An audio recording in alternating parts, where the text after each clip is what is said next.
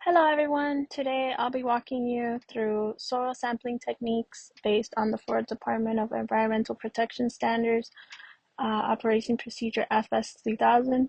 We'll be reviewing proper sampling methods, common mistakes, and why following these procedures is critical for accurate environmental analysis. Soil sampling is essential for evaluating nutrient levels, contamination, and overall soil health in environmental and agricultural studies.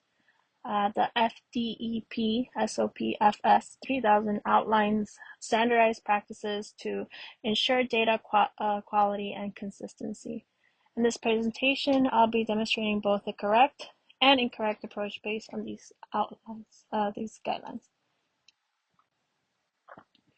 My objective today is to understand how to collect soil samples properly according to the FS 3000, to identify common errors that can compromise sample integrity, and learn why these standards matter reliable scientific results and environmental decision making. First, let's talk about proper techniques. So always use a clean, decontaminated equipment, typically a stainless steel or trolls to avoid cross-contaminations. Collect samples at the depths specified by your project's data quality objectives. We're going to be placing a sample in a clean, appropriate container, like a glass jar with a Teflon lined lid, and labeled clearly with the sample ID, location, date, and depth. Between each sample, decontaminated your tools by using 3 steps: rinse with distilled water and detergent if necessary, and finally maintain a field log and chain of custody documentation to support the credibility of your data. Now, let's look at what not to do. A common mistake is using the same tools between sites without cleaning it, which can transfer contaminants to another. Another issue is combining surface soil with the surface layers, which skews the analysis.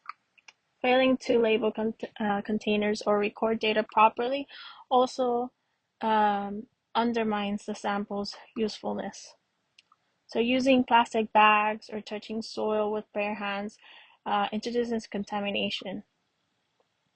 And don't forget, sampling during heavy rain or when the soil is excessively dry can alter results significantly.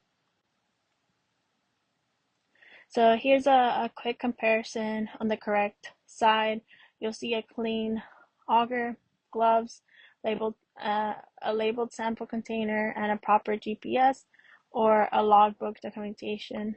On the incorrect side, there's a rusty shovel, no gloves, plastic sandwich bag, no labels or recorded. These visuals help the highlight of the difference between good techniques, makes it ensuring reliable data. Why does this matter? So proper sampling ensures that the result that you are accurate and you are reproducible. So this supports environmental monitoring programs, research, and regulatory compliance. Improper techniques could lead to false positives, waste resources, or even contamination, which is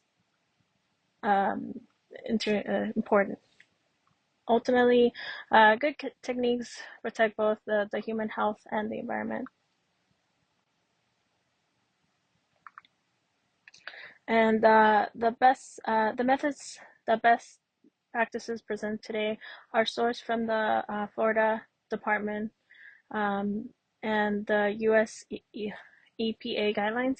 So if you'd like to learn more, I recommend reviewing the SOP directly, which is available on the link provided. Thank you.